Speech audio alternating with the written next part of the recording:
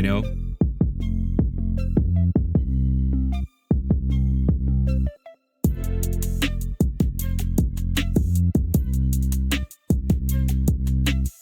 How do I know?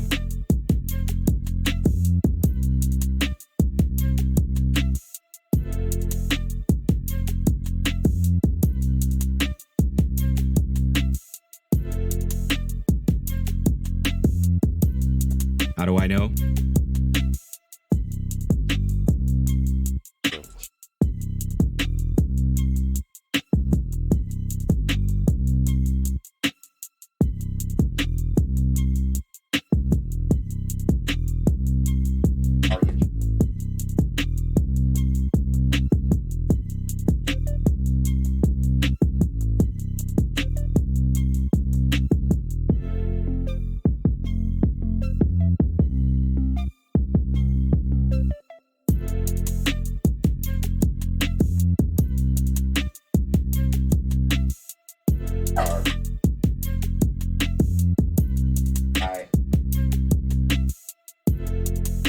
How do I know?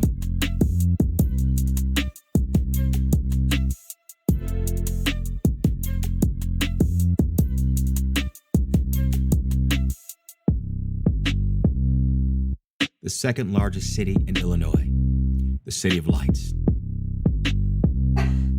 Damn. Headlines. It's this. Yeah, we slow. All right, we're too, live. baby. We're live. Oh, Go. Man, we missed you was gonna that make me go. whole flow. Was that flow live? No. Why the but fuck it was not? You didn't so tell me to go good. live. Oh. Good morning. Good morning. Good morning. Listeners of Good Morning Aurora, you just missed out. It was so good. Yo. Good morning, everybody. Good morning, Aurora. Good morning, Aurora. Good morning, Aurora. The time is. Good morning, Aurora. Hey, I get to do one. 8:02. Yes, 8:02 a.m. And you are listening to and watching Good Morning Aurora. And this is another episode of. Do we have a drum roll? We don't have it. What do we have? I don't have a drum roll. Claps. Claps. Jeanette's explaining. Oh, it's so real. It's so real. It's so real. Good morning, Victoria. Good morning, Addie. To you as well. Good morning to all of our friends out there. Corey Ingram. Good morning. You better be tuning in. Good morning to the boy Jonathan. Just saw him leaving out, or just left the studio and visited us. Great friend of the show. Tune in Tuesday. He'll be doing the news with us live. In the studio, we have Roll Call, your boy. Then we have, get the claps ready for this, Jeanette. Hi. That's me. And then we have B.T. Pizzle. Good morning, everybody. Good morning. Good morning. Brooke Shanley, what up? Great educator out there. Brooke Shanley tuning in before she goes to teach the students of American Aurora. So she giving them the real news. Like, that's right. The Battle of Lexington, the Battle of the Bulge, Good Morning Aurora. That's the starter kit for education in America these days. Okay, good morning to you as well, Alyssa Ocon, winner of a shirt for subscribing to the show on YouTube. Very much appreciated. How was the week? How'd your week go? It was insane. It was just a really crazy week. You know, those weeks where you're so overwhelmed by everything in the world, and then you're like, I think I'll join a CrossFit gym too. Happy Friday. I am very sore. BT Pizzle, how was your week, my brother? Good. I mean, I was here. Clap. I think Yeah, probably that's keep right. me. Hit the clap. You could probably keep me out. Oh, no, it was good. Work schedule changed around. My work was fine. Helping out here. Nice. Yeah, it was a great week. A lot of stuff happened this week, and we told you guys about a lot of good headlines and information. We also told you that today at 6 p.m. is the chocolate chat and hold on, let me get the title right. All right, yeah. It is chocolate and chat at the Alive Teen Center. I like both of those. Downtown Aurora, 78 South LaSalle Street. Live Teen Center is teaming up with Anna's Custom Treats. Y'all go there tonight. We've got a lot of interesting news and headlines for you guys. We got science, we got law enforcement, we got waste, and we have Indian Prairie School District. So, without further delay, one more thing. let's do this. Good morning to you too, Brent. Checking in from a place that we don't know where you're checking in from. We don't know who you are. You're a new listener to the show. We appreciate you. New That's listener. great. We're glad to have you. All right. Strange that there's two people out there with the exact same spelling of my first name. That's crazy. Yeah, strange. Yeah.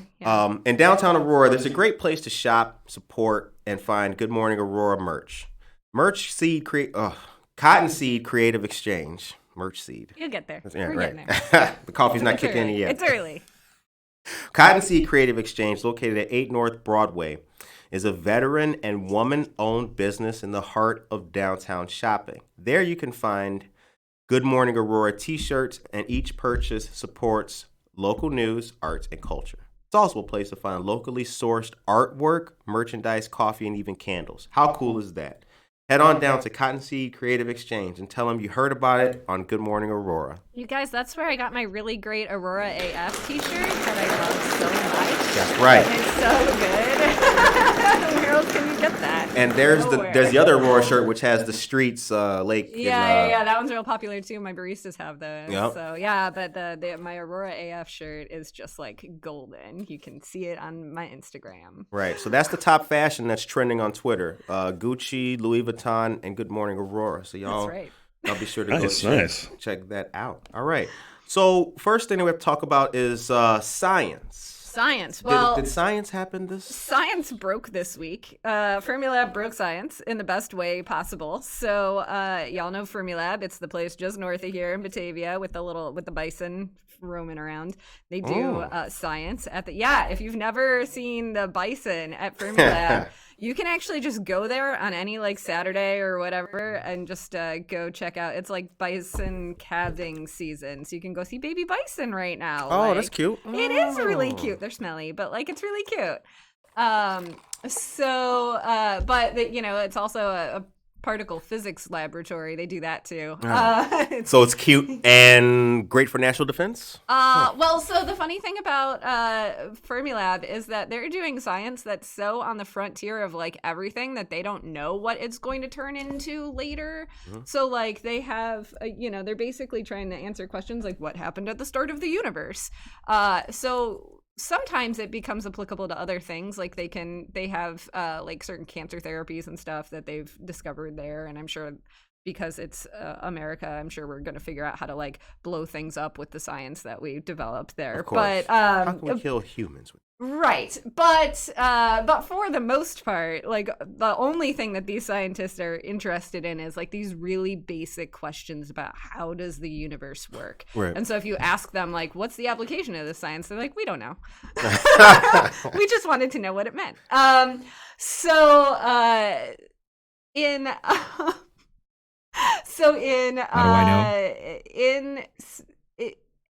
At Fermilab, they actually have the ability to control the Large Hadron Collider, which is the thing that like smashes particles together at CERN in Switzerland. So it's really cool. You can go into that main building at Fermilab and see like through this window where they're actually they have a control panel for like colliding particles under the mountains in Switzerland, which is just really neat. You can just walk in and see that too. Colliding particles under the mountain in Switzerland. Yes. So, that's the name of our band. Yeah. Large Hadron Collider. Good name for a band, though. Did you get tickets, man? Oh, dude, it's gonna be a sick show, bro.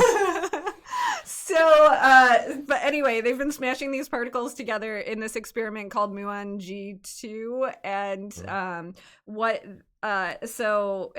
basically what they have been finding is that the particles are not behaving the way that they expect them to. So, and if their findings turn out to be correct, which they reported this week, they're like, we're pretty sure they're correct. What it means is that all the things that you've been learning about how physics works in the standard model, so that's like the stuff they teach you in high school physics when you were sleeping, but like electrons and protons and neutrons and how they behave, like it doesn't all go out the window, but it's certainly like totally different. Like there are elements of it that they were like, well, we were wrong.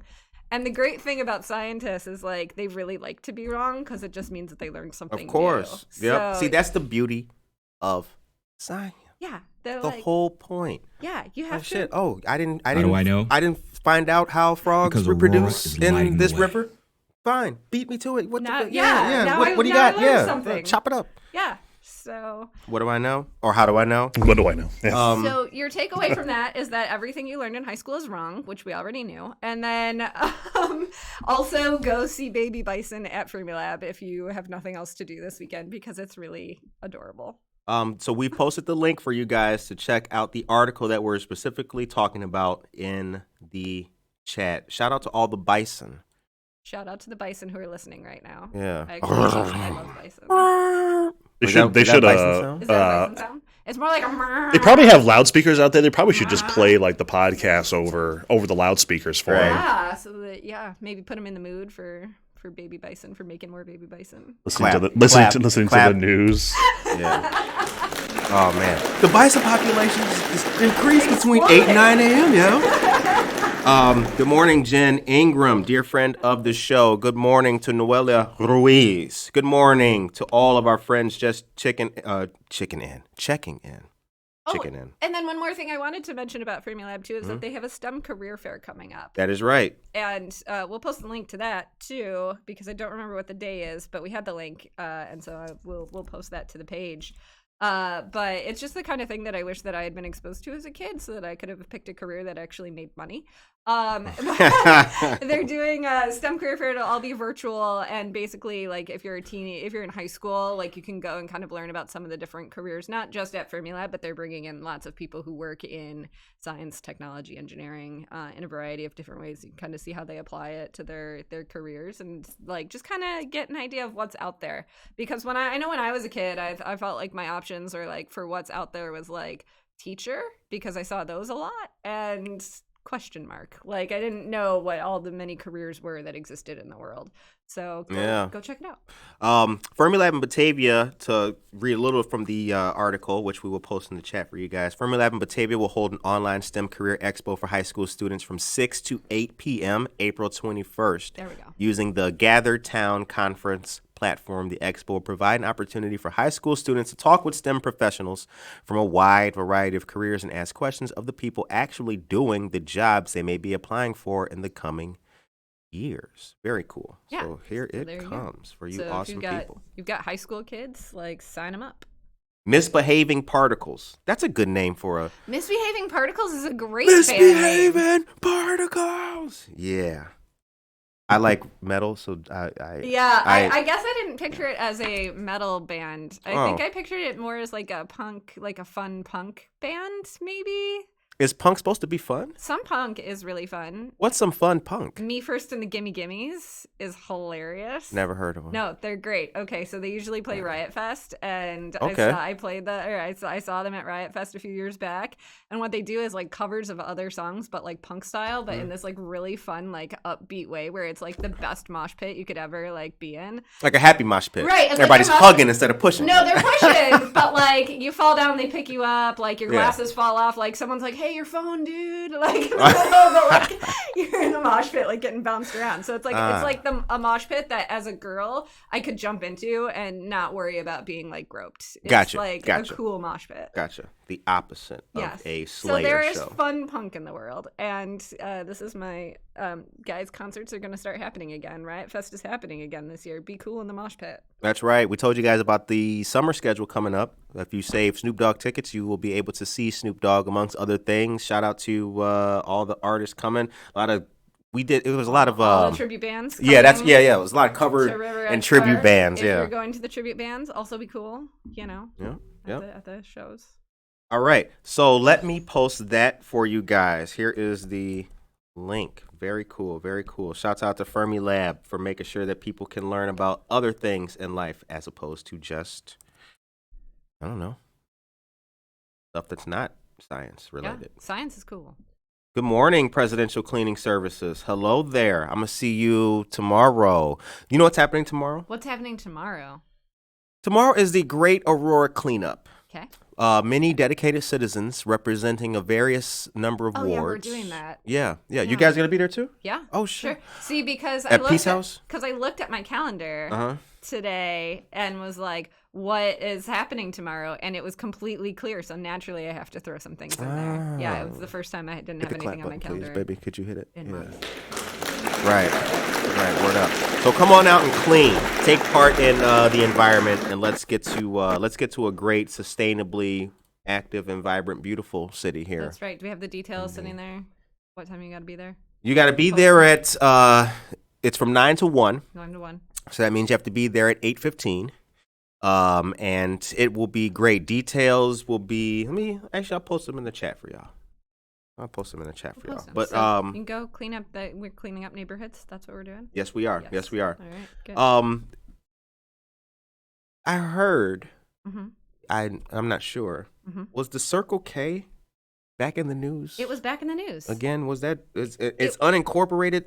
It was tabled. Yeah. Okay. So. The Circle K, we talked about this a little bit last week, and I went on one of my amazing rants last week, the week before, about how people shouldn't have wells in the modern era, and like yes, wells in the modern era. Right. I remember that. Yes. So Circle K is wanting to put a new gas station in at Farnsworth and Molitor. So that's like, when you're pulling off the Farnsworth exchange and headed south into, closer to Aurora. Mm-hmm. And there are 2 gas stations there already, and they want to close one down and move it across like Kitty Corner or across the street. And then they want to put a mini mart in and stuff like that, and the neighbors are quite upset about it, as I think most people are when they're like, what do you mean a gas station is moving closer to my house?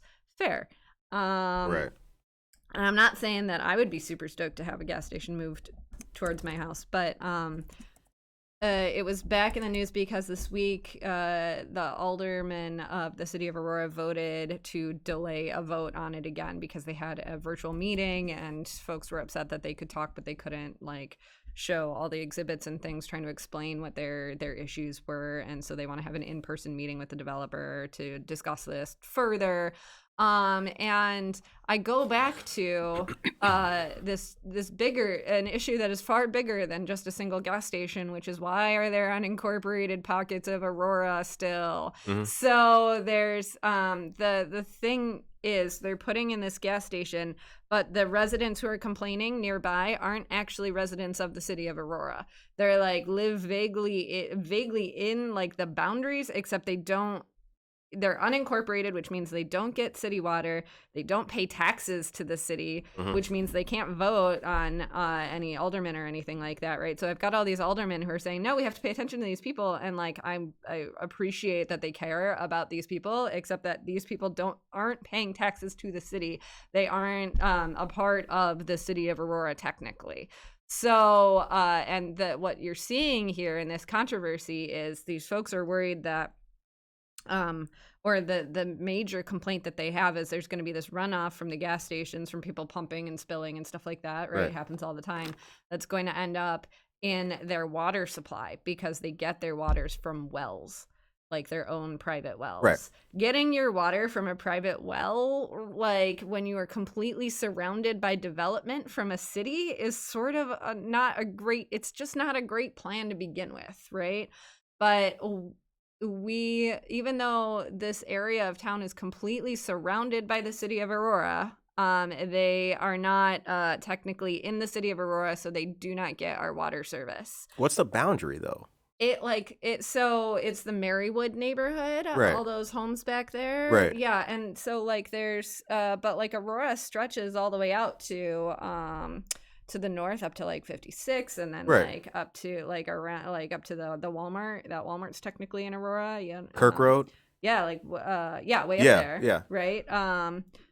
It wraps around further up to the tollway, the premium outlet malls. That's in Aurora, right? So this neighborhood is completely surrounded by Aurora. So it's an island onto itself. It's an island that's not in Aurora, but is surrounded by Aurora. The gas station that's going up, is that in the city of Aurora, not in the unincorporated? That would be in the city of Aurora. That's why the city is voting on it. Because otherwise, it would be the county voting on it because it would be out in the township. Gotcha. So the bigger argument to be made here is, why do we have have these unincorporated pockets of the city anyway. So there are laws in place at the state level that dictate when you are allowed to force areas to incorporate into cities and force them to pay taxes and tap onto the water and things like that. It's basically if your property is surrounded on three sides by a city, then you can kind of force annex these properties. Right.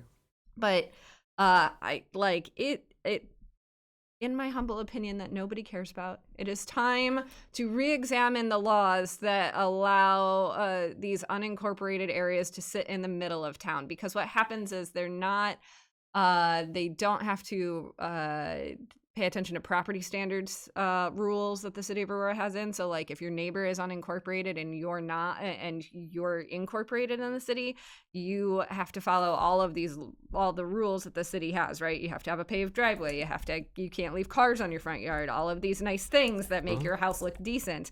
But if your neighbor is unincorporated, they can have 3 cars on their front yard and have like a gravel driveway that's like a mosquito breeding ground and leave trash everywhere, and nobody can do anything about it. So if they were in the city of Aurora, they'd still have private wells, and they still could potentially have them affected. If they were in the city of Aurora, they would not have private wells anymore. Like if it wasn't an unincorporated area. If it wasn't unincorporated. So if they incorporated into the city of Aurora, they would start paying taxes and they would get city water instead of getting well water. And city water doesn't, it comes via a pipe, so you don't have to worry about like your wells getting contaminated and having to test them every year and all of these things. You get lovely city water that comes from the river and the aquifers and gets treated for all manner of thing, and tastes good. It's some of the best tasting water around.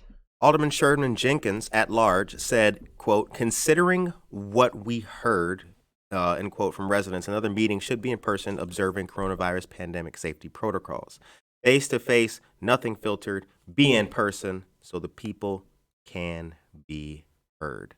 Alderman Emmanuel Lamas of the First Ward, who has helped convene some of the past meetings, agreed that residents were unhappy with the online meeting. However, I don't think meetings are what residents are going to be looking for. I asked that we take a vote on it.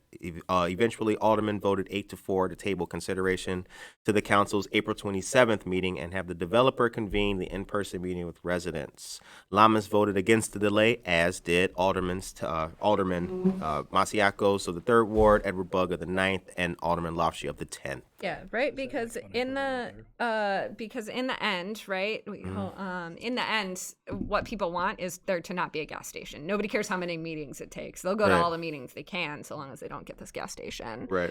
Yeah. So we've pulled up a map of the city of Aurora, and you can see that there's just this chunk, and it's kind of on the edge of town. So yeah, but it's surrounded on all these sides by city of Aurora. But Interesting. It is not city of Aurora.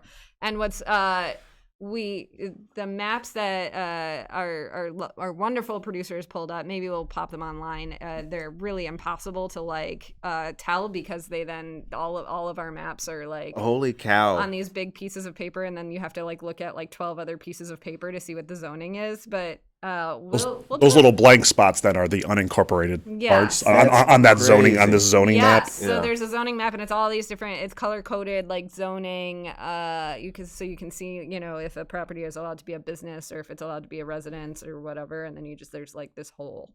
Right. Yeah, and you can see several of them in the city if you look at the whole map. So. That's amazing. Mm-hmm. Good morning. I'll send a link to where I got Saxon. that in the chat right now. Yes, please. Thank you. Yeah, use the most recent, the 2021 zoning map book. And then it kind of divvies it up, and then it has different sections like AU1, AU2, Aurora. I'm not sure what that means, but it's all divvied up, and you can kind of see. Yeah. So AU11 is where. Is the map of this section of town that we're talking about. Yeah. Basically, they have to create these big maps, but they can only fit them on, they've got to go on pieces of paper, right, so that you can then print them out. Question, what? Because it's the modern era, and we have to have PDF maps, right, as opposed to just a Google map. Yeah, seriously. Really quick, government technology, but yeah. So the city maintains this giant book of maps. And so if you flip to page 11 in that giant book of maps, you will see what we're talking about here. Do we know what else the residents of the unincorporated will have to change if they became Well, so incorporated? first of all, this is Jeanette explaining out of like the hopes and dreams that will never materialize. Right. Because when it comes down to it, like unincorporated residents, a lot of them would like to incorporate because they're just sick of dealing with wells, and they're sick of like sometimes your well might like access to it might be in your neighbor's basement and stuff like that. There's like crazy things that happen in unincorporated areas. And so some residents would surely be like, yes, I would like to just pay taxes and get a library card and water like a normal person. But some people really like the freedom of being in unincorporated areas and not having to pay those taxes. Right. So it's which is fair, right? You've got that right. It's just kind of like, if that's the case, then you really don't get to complain about what happens in the city because you don't pay taxes to it. But you can complain because people are still going to complain. But we don't have to listen to you. They can definitely influence votes. They can influence the way other people vote. I did promise a friend that I would read sports. Sports? So, yeah. We're doing sports ball now? Nah, no. I forgot that I made a bet and I lost it, so I got to do this. Here we go. Sports. All right, real quick, guys. Here are sports updates for you guys. Calgary, Friday's games. Calgary at Montreal, 6 p.m. New York Islanders at Boston, 7 p.m. Wait.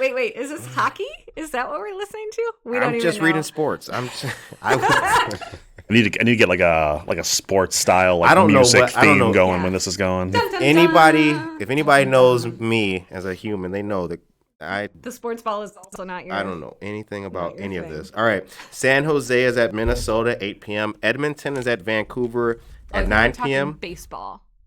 I don't know. I'm just reading sports. This is in the sports section. Los Angeles is at Colorado at 9 p.m. and Vegas is at Anaheim. Late Wednesday, LPGA Lottie Championship par score, first of 4 rounds. Now we're reading women's golf. And there's a lot of numbers. And Hilton Head, South Carolina, 7,099 yards, par 71. The time is 8:26 a.m. And that's your sports Good report. Morning. That's your sports report on Good Morning, we're second largest city's first daily news podcast. We're never doing that again.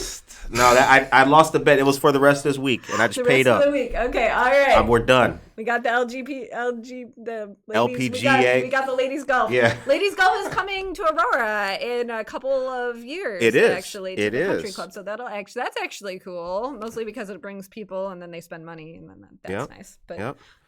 All right. Moving on. So we put in the BTP put the map for you guys to check out the unincorporated part that we're speaking of. The Circle K article we posted on the Facebook page as well today too.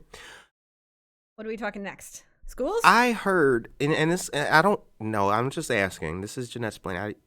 Are Indian Prairie schools headed towards redistricting? They are. Oh, so Indian Prairie schools are it's District 204. It's that school district that borders, that's half Aurora, half Naperville. Right.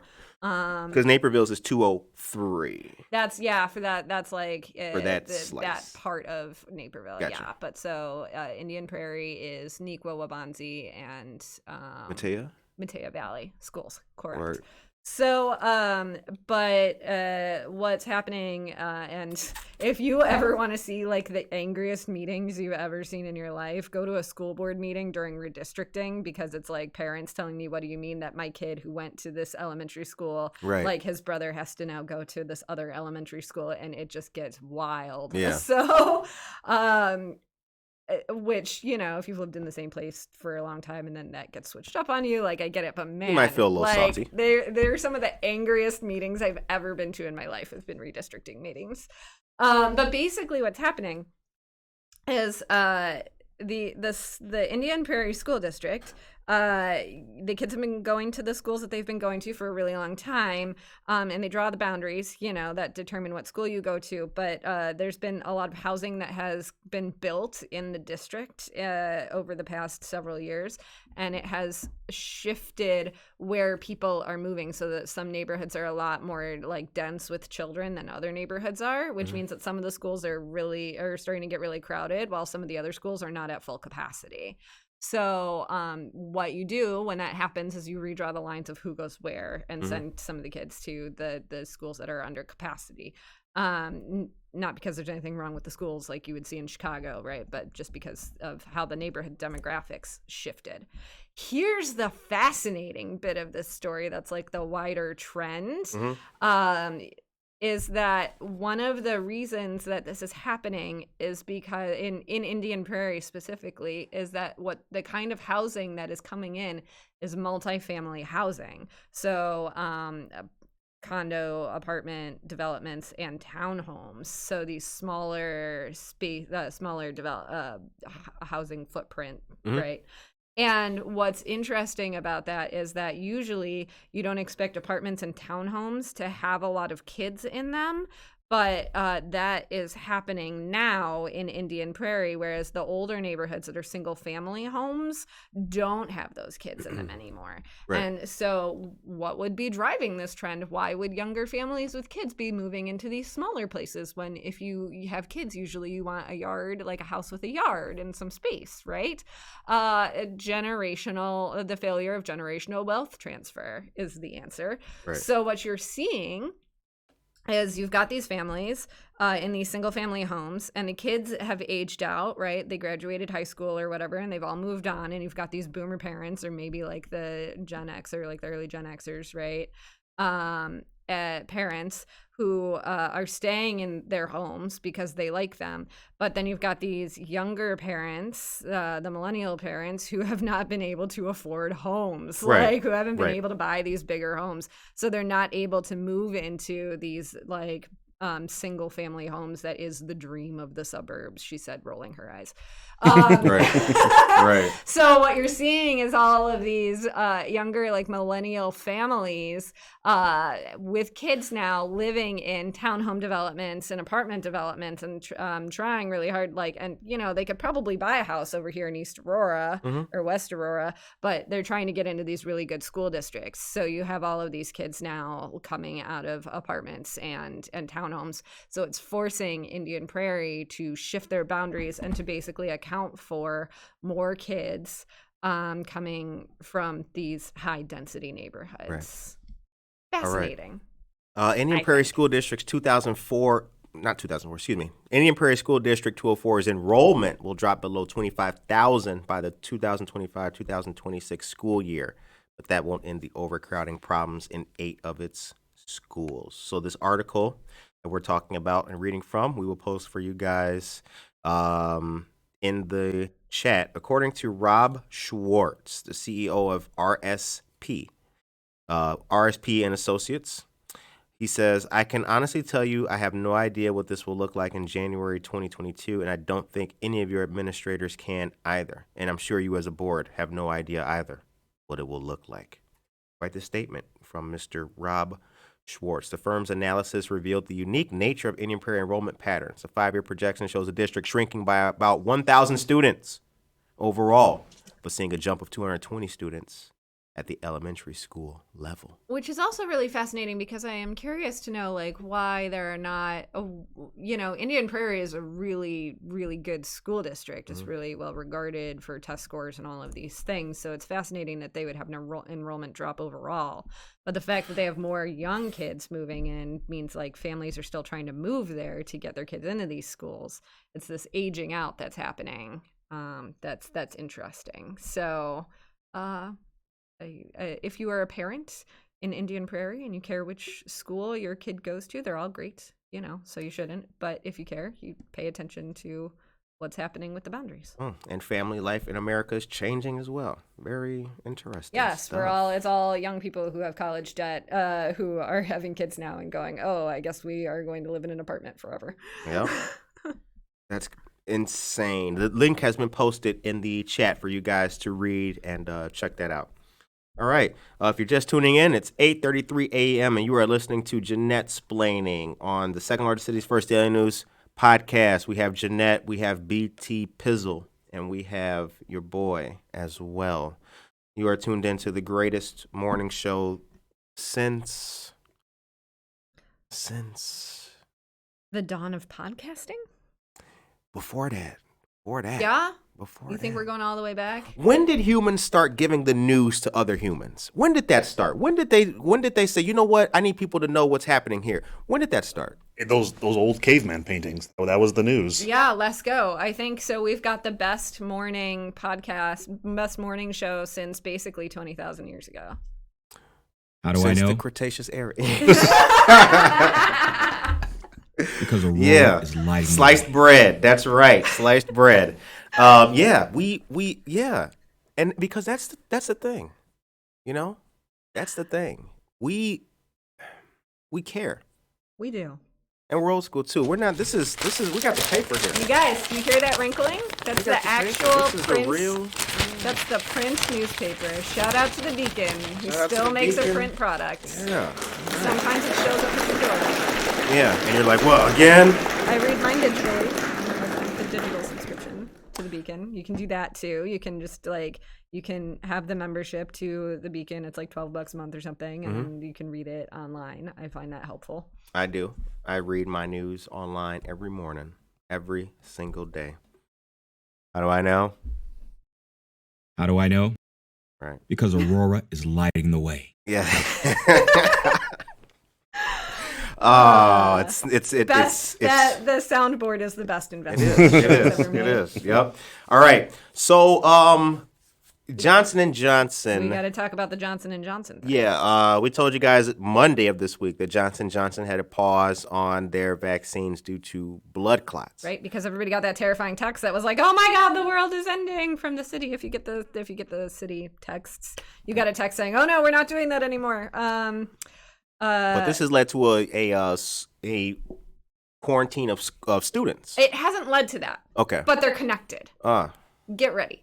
So, we got to buckle up? buckle up thing? because I'm going to get on my high horse about the vaccines. Because as y'all know, I'm a big fan of vaccines, even though I felt miserable that one week when I was still feeling the side effects. So there is a pause on the Johnson & Johnson vaccine out at the federal level. And what does a pause mean? It just means that they're not giving them temporarily because there were 6 cases of a rare blood clot. 6 cases out of almost 7 million doses of this vaccine given, which Right. means you had a literal 1 in a million chance of having one of these rare blood clots. Right. Basically what it means is just this overabundance of caution, right? Because the federal government wants you to feel like you have a lot of confidence in the safety and efficacy of these vaccines. So if there is any tiny issue with it, they're going to pull it, stop it, investigate, and then go back to giving them again. So what they're doing during this pause is they are looking for, at these 6 cases, which all Right. happened in women between the ages of 18 and 48. Right.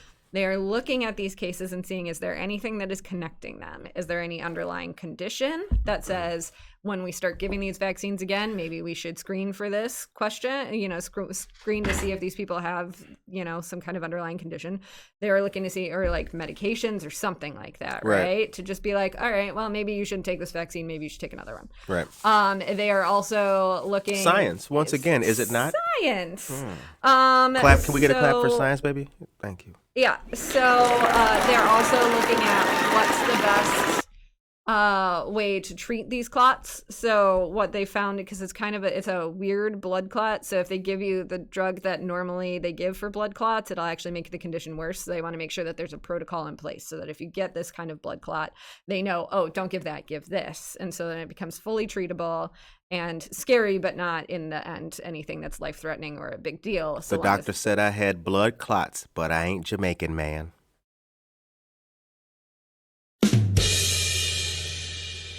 Okay. So, so one of the things. You getting better with that button, ain't you? BTP can use it real good now. Oh, okay. Actually, it should have been this one. So one of the things that I just want to impress upon Sorry to people- interrupt. It's okay. No, it's great. The thing I want to impress upon people who might be listening, and we've talked about vaccine hesitancy before and why you should still go get one, is that like this blood clot is so rare. How rare is it? It's less rare than dying at a gender reveal party. Wow. Oh yeah. Oh, Oh, there we go. Yeah, okay. Right. It's also less rare than, for example, like on a serious note, like blood clots from hormonal birth control, right? Like if you take if you take birth control pills, the likelihood that you will get a blood clot is something like 1 in 300 or something like that. And they don't tell like women going to the gynecologist like, oh my God, watch out for all these things. They probably should, but like it's, people still take birth control anyway, because every medical intervention has risks. So, likelihood from blood clot from birth control, 1 in 300. Likelihood of blood clot from vaccine, Johnson & Johnson vaccine, 1 in a million. 300? A million. So, the science will come out, they'll investigate this, they'll determine that it's still safe, they might add another screening question or something like that, right? Or they'll just tell you what to watch for afterwards, right? So in the case of this blood clot, severe headache, abdominal pain, leg pain, call your doctor, right? But probably you're fine, and it's mostly hypochondria because you read this in the news and go, oh my God, I'm dying. Odds of hypochondria, like 1 in 1 for me, like guaranteed. Still, call your doctor if you feel bad after getting any vaccine. Yeah. Yes. Meanwhile, what else took a pause this week was in-person learning at Geneva High School. Why? Because they had an outbreak. So they had to, they like 120 kids at Geneva High School are quarantined right now because this virus has been going around. They had several positive cases. All the kids are back in online learning. And my basic point here is that this thing does not end until we have enough herd immunity to wipe out this virus, or at least make it manageable, right, for us on a grand public health scheme. So go get your vaccine when it's your turn. Whatever. Well, it's everybody's turn now, right? Because they've opened it up to the entire state. Go get your vaccine, and then fear not about death anymore. At least from this virus. Yeah, not any more People than usual. don't fear the reaper, and the wind and the sun and the rain. We can be like they are. Come on, baby, don't fear the reaper. We need a cowbell. Take my hand. I need more cowbell. I need more cowbell. La la la. 10 days after welcoming students back, man, I love that song. 10 days after welcoming students back to full in-person learning, Geneva High School sent 120 students to quarantine and shifted all students to remote learning for the remainder of the week. According to the district superintendent, the high school has 9 active coronavirus cases, 4 of them students who attended school in person, triggering contact tracing protocols, said Kent Muchler. Geneva School District 304 superintendent. Guidance from the Kane County Health Department and Illinois Department of Public Health says students can safely sit 3 feet apart at school, but contact tracing protocol requires all students within 6 feet to quarantine if they are exposed to a positive COVID-19 case, resulting in 7.5% of the student body being placed in quarantine. We will put the links to this article in the chat for you guys to see and read as well. The time is 8:43 a.m. and you are listening to and watching Jeanette Splaining on Good Morning Aurora, second largest city's first daily news podcast. The second largest city in Illinois, the City of Lights. Thank you, Mr. Mayor. I'll get back to work. Yeah, back to work. Well, how you doing over there? Getting out of the studio. Yeah. All right. So let's move on. Well, no, wait. Actually, We got news? can't move on until We're this not moving on yet? post. Oh, there it is. All right, so I got a quick update for you guys, and then we will move on to lateral transfers. So here, let me tell you this. I got to tell you this. Mutual Ground. Excuse me. Shout out to Mutual Ground. Shout out to Mutual For Ground. amazing work. Mutual Ground has a Walk for Hope taking place Sunday, May 16th. There is a registration is required rather, and a link. We posted that for you guys yesterday, so you can just go to our Facebook page right underneath this post and check it out. Shout out to Mutual Ground for all the work that they have been doing for a very long time in the Aurora community. The Transgender and Non-Binary Awareness Panel Discussion. Fairness and Equity for a Better Aurora series presented in partnership with the Aurora Human Relations Commission. Join the diverse panel to learn about various aspects of the transgender and non-binary experience. That's Thursday, April 22nd from 7 to 8:30 p.m. Well, that's great. I'm super excited to hear that because I think that a lot of the cisgender community or the folks who have never really had to contemplate gender, their gender expression before, they tend to think that trans issues fall into two categories, like pronouns and bathrooms. And there's so much more to it. Accessing equitable health care and mental health services and all of these things, right, get affected by being a trans person in a society that automatically assumes cisgenderism. So that's a great one. Go check that out. Yeah, it's one of the things that's always kind of like irked me, and that's why I kind of like putting that news out. I find nothing worse than like, people who proclaim lofty assertions of justice, some of it biblical, and then vote these draconian measures against people who are transgender. I mean, right? Yeah, you're talking like the bathroom laws. Yeah, and all that it's stuff. like yeah. I just don't like punching down, right?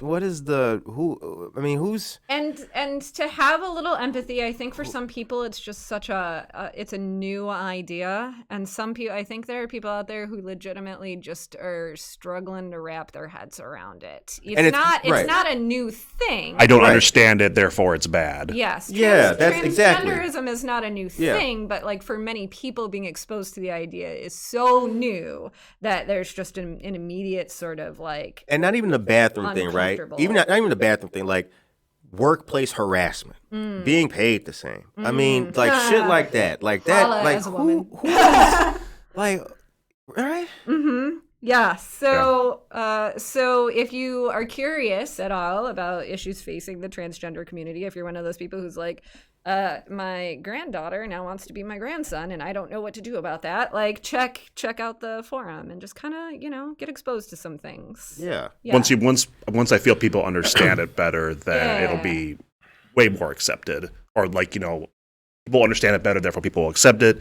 Then all these issues will just kind of just be, we can easily deal with this because we know everything about it. I think we are moving. There's definitely this movable middle, right? Of any issue, there's like the folks who are never going to get it and always going to rail against it. And then there's this big group of people who are just like, I don't understand. And when they do, they're like, oh, okay. Right. Yeah. Because I in the Biden administration, I can't think of, her name escapes me at the moment, but he promoted someone to, she's transgender, but I think that she was a Marine as well, a former Marine. And it, I know what you're talking about. I forget which office. Yeah, I heard. Yeah, exactly. The office escapes me, and so does her name. I'll clean that up for you guys a little bit, but like, it's just so. Why should I listen to this person? That's just God. You can learn a lot by listening and stepping into like the other person's shoes and these experiences. And I think the transgender thing, and then we'll move on to our next topic. Like, I really do think that and I don't want to overstate it, but I really do believe that like that could potentially be the next civil rights issue. Oh, sure. For the next 10 to 20 to 50 years. I think that, not saying that the current, that the past any of the other current, of them have been resolved. Look, in any the way, stovetop, shape, or the form. stovetop has a bunch of boiling pots. Yeah. But I'm just saying, there's a brand new pot being heated up, right? Sure. The water is starting to bubble. You're pouring salt in it, getting it ready, Sure. and I swear, like that is it, because it's just not tearing apart, but it's exposing a new era of consciousness to people who were completely oblivious that it existed. exactly. Yeah, and not Not like on purpose, just Right. like just didn't know. Sometimes Exactly. you don't know. It's what- always existed. It's been around for a long So- time. Oh yeah, Yeah. definitely. Yeah, Yeah, this definitely. isn't new. Yeah. This isn't like a 21st century. There are No, verses, it's not. There are verses in the Bible that are like, don't you know that there are like eunuchs by birth and eunuchs who became, Yeah, like the yeah. like the intersex community has always existed, and for many, many, many years, every culture has been like, what do we do with these people who don't fall neatly into one category or another? And different cultures have answered that question in different ways, and it's fascinating and a good thing to see our modern culture going like, what if we're just cool to people? Right. Exactly. Love thy neighbor. Yeah. Yep. And if What about blah blah blah? Did I stutter? Yeah. And if you're tough enough to be a Navy SEAL, the last thing you need to be doing is being excoriated by a 23-year-old kid who just became a state rep from wherever, right? Oh, yeah. Like, dude, go home. Calm down. The time is 8:49 a.m. and you are listening to Jeanette's Planning on Good Morning Aurora, the second largest city's first daily news podcast. I heard that the police department of Aurora and the city the city council's going to change the hiring process for officers. What is so the city of Aurora has expanded. Where's my water? It's right there. Oh. Y'all can't see, but I pointed to where the water was, right in front of his face. If there was a snake, it would have bit me. So the city of Aurora has expanded how it can attract pools of applicants to the job of of patrolman or police officer, right, in our city. So through this program called lateral transfers, and lateral transfers just basically means I'm a cop in one city and I want to move to another city, and but like without losing some of the seniority and like pay and stuff like that, right? Because the way that it works currently is if I am a cop in Batavia and I want to come to Aurora, I would have to start at the bottom of the totem pole. At the bottom of the totem pole. But now with this new program, you can be someone who's mid-career and shift to a new police department without losing your pay and benefits and things like that. So in the hood, we call it juice. You keep the juice. You keep the juice. Yes. That's what we call it in my kitchen. And we don't have juice in the kitchen. We sometimes Hit the ba-dump-a-dump. Hit the juice in the kitchen. Ba-dum-ba-dum. The rim shot. The rim shot. There we go. That's what it's called, rim shot? Rim shot. Yeah. Because it's the rim of the drum. I didn't know that. Holy cow. I never knew that. Yeah. Okay. So we're going to look at this issue from sort of a 10,000 foot level of but police departments in general, should they exist the way they do? And then, and also at this if you believe in policing as just a general good, if you think that policing needs to be tweaked or reformed, but in its form that it currently is still probably a public good.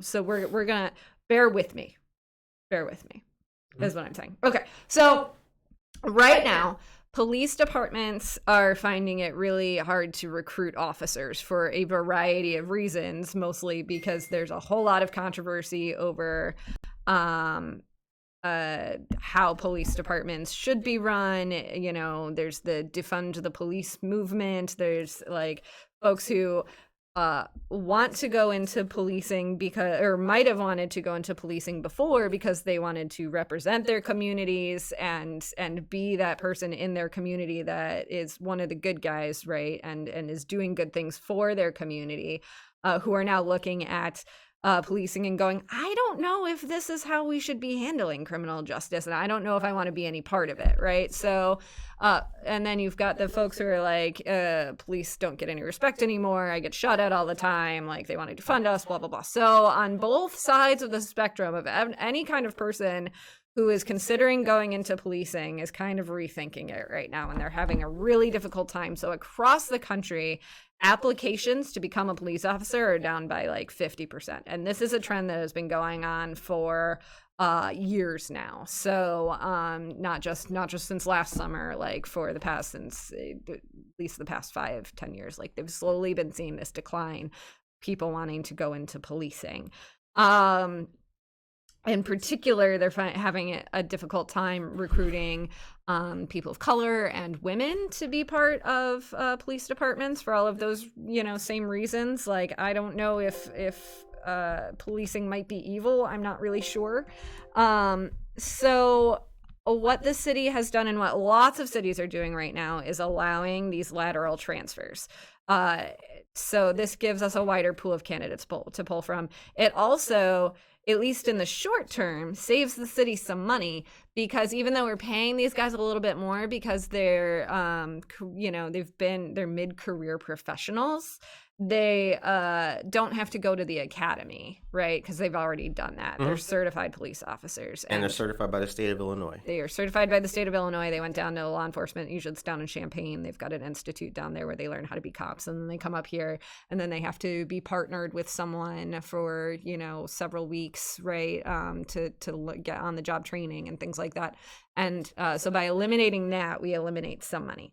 So overall, I think if you're looking in the scope of like police departments as they normally function, this is not a bad thing. Nobody wants to be stuck in the same job for 35 years, right? Because think about it. If you can't really transfer out of your department without losing all of your seniority and everything, then you start in your town and you stay in your town patrolling the same beat for like 30 years, and that's going to get boring. And depending on your department, there might not be a lot of opportunities to like grow in your position, because there's only so many sergeants, there's only so many chiefs, right? You might also, if you're really interested in your job and you have other things you want to explore, like if you're a patrol guy and you want to go into like forensics or something, like you think that would be really cool to like dust for fingerprints. Like if that position's not open in your town, you have to go somewhere else to like explore that. So what you get is, through lateral transfers, is you get people who are ambitious, who want to like do other things and try other jobs, like moving around. And that's like a good thing. It gives cops and departments an opportunity to find like a really good fit, right? If you don't like your department for one reason or another, you might want to go somewhere else. Right. And now here's the thing, is that it all comes down in the end to culture. So like, let's say I'm a cop and I'm in Chicago and I want to come out to Aurora because I am sick of being a cop in Chicago because there's so much corruption, let's say, and I'm just sick of dealing with all that. So I'm going to come out to the suburbs, come out to like Aurora, Geneva, get me a nice cushy job out here, right? Like, that's a cop that we might want, like a cop who's just like, I can't deal with the corruption anymore. I got into this for the right reasons and I don't want to be a part of that system anymore. Maybe that's the kind of cop we want. I don't think that guy would be a cop then. Well, he might have gone in for like really, good reasons, right? Like he might have gone in like, I want to represent my community. Certainly. Blah, blah, blah. But at some point there was something about leadership plays a big role in that too. Right. Yeah. Or like maybe it's just such a toxic culture in Chicago. I don't want to be there anymore. Right. These guys are all words I can't say on the Einstein's podcast. And I don't want to be a part of that. So I'm going to come out to the suburbs. Right. Like, on the other hand, maybe there's a cop who's in Chicago who's thinking like, I don't want to be a cop in Chicago because they're going to defund our police department and people treat me like shit and I don't get any respect. Pardon. Dang it, I swore. I didn't mean to swear. It's all good. Well, no, it's not all good. We got the bleep button? We got the bleep button. No, we need the bleep. We got to be on with the bleep button. So there's no delay. This is a family show. We can't be swearing on it. Pre-bleep. So pre-bleep. So like maybe I'm the kind of cop who's just like, I don't like that I'm getting disrespected anymore because they're rethinking the way that police departments should run. And so I'm going to go. PD is your home. Right. So I'm going to go to one of these other towns where they respect cops. Right. Like, Elburn. Right. Is that the kind of guy that we want to hire? I don't know. So it's what the question comes down to, but it is not where we're getting the cops from. It's who they are as a person and why they got into policing and how professional they are and what they are intending to do in their career. as a law enforcement professional. Right. And it's kind of the same thing like with recruits, right? Like if you are recruiting, some 22-year-old who's like wants to get into policing for all the right reasons, that's great. We want to hire that person. If you've got a 22-year-old who's like, I want to carry a gun, like, then maybe that's not the guy we want to hire. So it all comes down to the screening, whether they are young professionals or they're more experienced. Right? So it's not how we like where we're pulling our cops from. It's where it is the character of the person and their professionalism and all of the other things that you want to see out of your law enforcement professionals. The Aurora City Council this week approved the program designed to make it easier to hire experienced police officers. The hire program is supposed to establish a pool of experienced police officers who have applied to the city from other agencies. It's an amendment to the city's current policy on police hires. The measure was unanimously approved on the consent agenda. The city has historically used a standard eligibility list for the hiring of new police officers as established through the civil service process, according to a memo from Alicia Lewis, the city's human resources director, to Mayor Richard Urban and the city council. But the process does not allow existing police officers to be given any type of preference over those applicants who have no police experience. Yeah, so usually the way that these lateral transfer programs work is you have one pool of applicants that's newbies, and then you have another separate pool of applicants that is lateral transfer. So like in this year, they'll do a newbie recruitment, and then like next year they'll switch and they'll do like a lateral transfer recruitment where like basically the application period is open for a little bit of time. They take your applications and then they like create an eligibility list. Police department hiring is kind of crazy because you like usually pay a fee to apply and then take this test and then do all these screenings, and then they kind of like rank you on this list and then call you. Like, so you don't get hired, you get on the top of a list. Right. And then when an opening happens.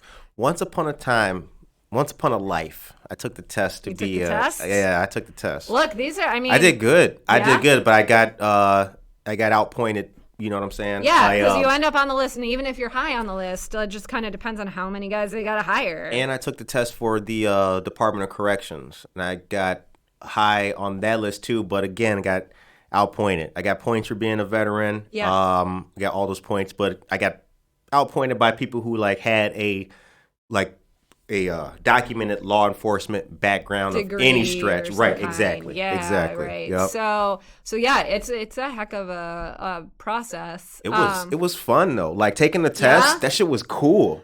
I was like, And I mean, there are a lot of perks to these jobs, right? Like it's steady work. You don't really have to worry about ending up laid off. Like they're good salaries, right? You get the pen, you get that sweet pension. Like I wouldn't have been a good police officer. I think I would have been a great guy in the joint, but like I weighed like less than I do now. And in retrospect, that's probably a bad move. Like, right? Like, cause they could send you to like the max or something like that, and I'm a skinny brother. I can't, I'm not going, but I'm doing, podcasting is definitely a better. Being your radio host is definitely you got to build for podcasting. I mean, look, our police chief though weighs what, 120 pounds soaking wet. So like, but she walks around armed all the time. You're not armed. True. You're not armed when you're I'm talking about like the Department of Corrections. Yeah, you're not armed. They don't give you. Yeah, that makes sense. No, and plus it's you or another person and like the deck, right? Like all just these like, inmates. yeah. It's just shit. Like should be popping off. Yeah, I bet. I feel like it's more like a personality thing. Definitely. Right? Like you keep them in line by definitely. I mean, if leaving the TV on overnight will stop the riot, I mean, leave the TV on. I mean, for heaven's sake. Yeah, Just leave the TV on. Yeah, all this over shoelaces, like, dude, just smoke a cigarette, whatever. So that's lateral. That's lateral transfers. So Let me put this in the chat for y'all. Yeah. Now, of course, what we're missing in this conversation is, and what I don't want to discount is just this bigger question of like, that's happening in our society, which is, do we need all these police officers, right? So like, if the number of police officers is going down, is that maybe there are other things that we need with that funding, right? Like maybe the answer is smaller police forces of like armed like people who run into like these situations. Oh, and bigger, maybe what we need more is like social workers, man, and what? other resources, right? If so I like could make a police department, it would be like 10 tough guys that are armed, and the rest just like an army. An army of like tree hugging. Yeah. Of just like stoned hippies who are like, guys, just be cool. Word up. Dedicated 911 operators. They will get the, you will get answered, but like, no. But someone's going to show up and be like, everybody calm down. It's like, if these people can't handle it, we got a brute squad. Right. We got, we'll bash your door in. But so this is the big conversation around defunding the police department. It's one of those things where there's extremes, right? Right, of course. So there are the folks who just completely want to abolish modern policing, 100%. We don't need that anymore. Like, we'll just develop a society that is puppies and rainbows and kumbaya. And I'm not, like, I don't think, I want to see that future. Oh, hell yeah. I want to see that future, but it's probably an incremental thing. Yeah, it's that involves some levels of transformed human consciousness that we're not at yet. Right. I mean, we're building walls to keep out 9-year-olds. We're not there. We're not there yet. Jeez, man, some of those videos. We're not there yet. Oof. Did you see the video of the kids being dropped over the wall? I did. Oh, I did. Awful. I did. So many awful videos out this week. Can we just? I have did a moment see for that. So so many videos out this week that just. Anyway, So, but I think. So that's the extreme of the defund the police movement. The other, the more moderate, that doesn't feel moderate because it's America and our scale for what's conservative and moderate, what's conservative and liberal is real tip tier relative to other places, right? But the more moderate defund the police movement is not like cops are evil. It's like, but sometimes you don't need a cop, right? When every problem is when all you've got is a hammer, every problem is a nail, right? You've heard that. And sometimes the answer is like social workers or chill hippies, or, like mental health professionals. Right. And it's putting money into, people's needs before they become, these emergency situations. Right. So it's putting money into mental health care systems that keep people well so that they're not like freaking out in some dangerous way. It's putting money and resources into opportunities for people to excel financially, so they're not in this like so they don't feel like they're in this situation between like in the stealing rock and a hard place, the stealing bread for your family scenario. Exactly. What if people just had access to jobs that made bread, easily available, right? Right. So this defunding, it gets turned into sound bites a lot, but there are many ways to approach the idea of what if we diverted some funding from police departments as they exist currently and put that money towards like other things that really do prevent crime in the first place. Police should have funds to be professional law enforcement members and enforce public safety. But like a tank. Yeah. Well, so the funny thing about the tanks and all is that usually comes from these drug seizure funds that or like it's federal surplus stuff. Right. And it's like, okay, it might not have cost us anything to get that tank because the military just had it sitting around. Yeah. But do we need that? It's 20 years old. Does it? Right. Yeah. But like, and not do we need that, but what does that say about us as a community that we have it in the first place? I think, because they don't use that in Niles. You're not. I'm sure Niles Police Department got access to great shit. They actually all have them, and that's the crazy thing is that all of these departments have them. And do you know where they get used? So Elgin used to have, and I don't know if they had it all the way up till COVID or Shout if out it's to coming Elgin, back. Illinois, Shout out to and the Elgin. South Elgin and all that. Okay, so they have this amazing Halloween party in Elgin where they shut down 9 square blocks of the city and make it this like zombie containment zone. And they've got like DJs and like graffiti walls and That sounds live dope. music and circus performers, and like there's a helicopter like overhead like of the containment zone, and everyone dresses in costume. And the way that, and there's just beer flowing in the streets, it's a really fun party. But the way that they shut down those 9 square blocks for this huge event is they take all of the like drug seizure vehicles, like all the extra, like the Bearcats and the tanks and all that. They get them on loan from all the other police departments in the area, and they use those, and that's a great way to. Kids shut love down. it. Yeah, kids love it too. My son when my son sees that. Oh, look at the They're cool looking. Yeah, it's cool as hell. It's like the dump truck, or like the kids are really excited about the leaf collection trucks. Yeah, They like that stuff, but like. Is it necessary? That's the thing about being like a young parent in this age, right? Because it's like, to my son and other like young colored kids his age, cops are still cool. Yeah. It's still like, wow, like, yo, right? It's, you don't want to like spoil the milk, right? Yeah. Because like the kids in my neighborhood and stuff like that, they're still like, they wave at cops and all that, and it's but they got fun lights on their cars. Exactly, that's the thing. That's the whole ish. It's crazy to see. Like, one of the most surreal things I've ever done in government is ride around in the Bearcat on when Santa comes and gives, like, they identified all these kids who like probably weren't getting a lot of presents on the east side mostly, and Santa came in the Bearcat with some of the cops. Word up. Delivered these presents. This kid, hit the clap for that. Hit the clap. I saw one kid get like a kid.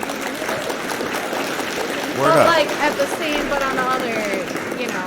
time, we have to recognize that is ultimately a PR stunt, right? Like, and it's designed to like put this warm fuzzy around policing, which has serious issues that need to be resolved. And I don't care who you are, like on what side of the political spectrum you're at, you got to recognize that there is a problem, whether you think that what the solution is, right? Might be two very different sides of the coin. There are problems happening in how we approach modern policing, and to like, sometimes we put that gloss over it and go like, oh, but Santa showed up in the armored vehicle with the presents.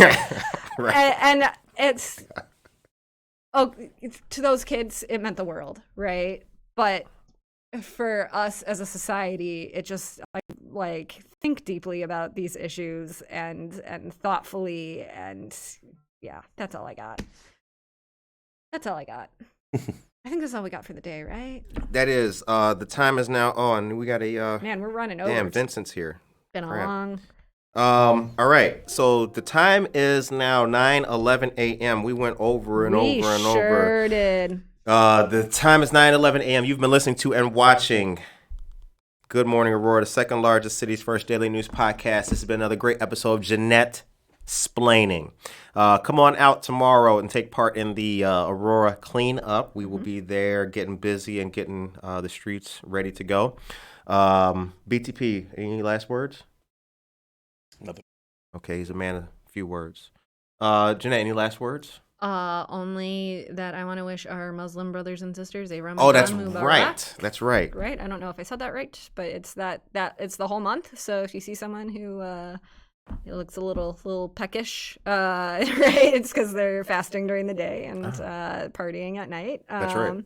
Yeah, so a blessed Ramadan, my friends. Yep. And you guys have a safe, wonderful, awesome week. We will see you back here Monday morning for another great round of news. Stay tuned to All We Got. Check out the show on Spotify, YouTube, iTunes, Google Podcasts.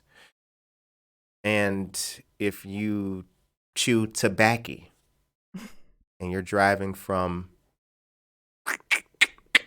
New Bedford, Massachusetts to Tempe, Arizona. Burr, burr. And you're a trucker. Your apps are Breaker and Overcast. Time is 9:13 a.m. and you've been listening to Watching Good Morning Aurora. Jeanette Splaining. We hope that you guys have a great weekend. Peace. Peace, Aurora.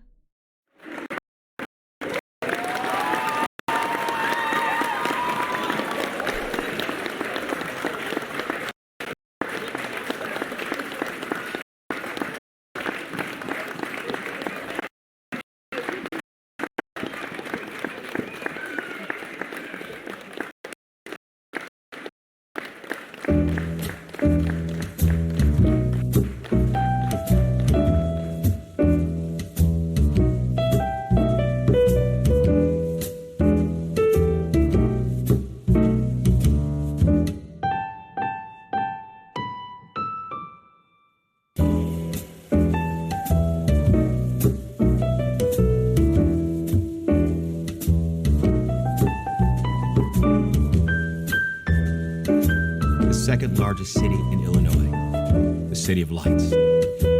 How do I know? Because Aurora is lighting the way.